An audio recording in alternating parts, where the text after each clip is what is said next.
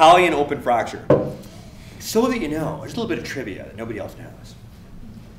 Italian open fracture is the first story in my book. It's not necessarily my favorite story. It's not necessarily the story that I think is the best.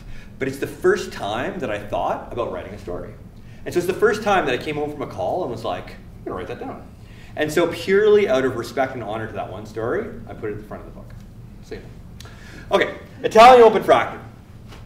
So we get a call for a man who's fallen down the stairs. He's lying at the bottom of the stairs, and we get a call that he's broken his arm. And so we arrive, and there he is, lying at the bottom of the stairs, broken arm. And it's an open fracture, which means the bone is sticking out, and there is nothing holding basically his forearm together except for skin and a bit of flesh. And so, he's lying on his back. The house, classically, I don't know, either your parents growing up or friends of yours growing up, it's that old world, like, the house hasn't been decorated except for the updated Pope visit poster. And that's what it was. And so we come in, he's lying at the bottom of the basement.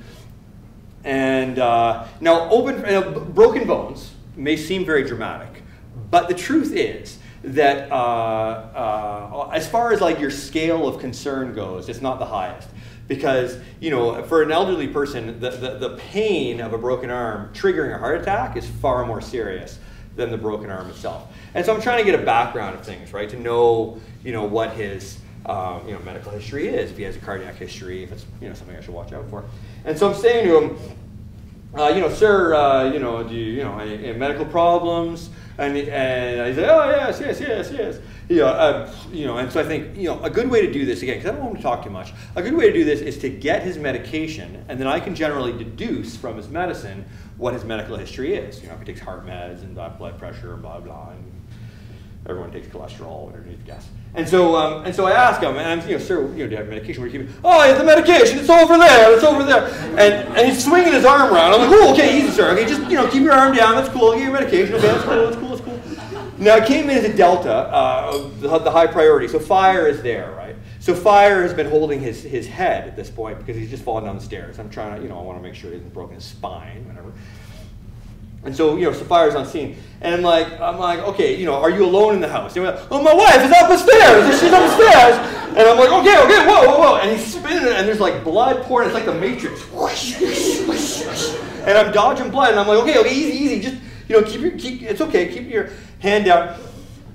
And so, we're in a basement, right? So I'm like thinking, fuck, do I have to carry this guy up a flight of stairs? Like, oh man, this is gonna suck.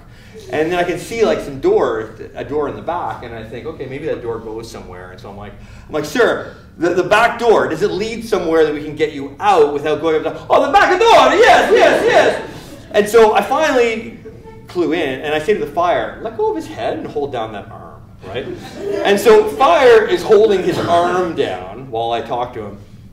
Now, at this point, he has spun his wrist around so many times that he's basically nodded himself off, and it looks extremely inhuman.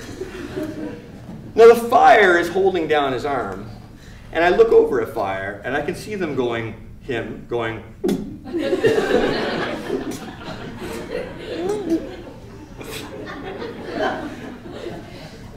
And so on my last piece of advice, I just say, try looking away.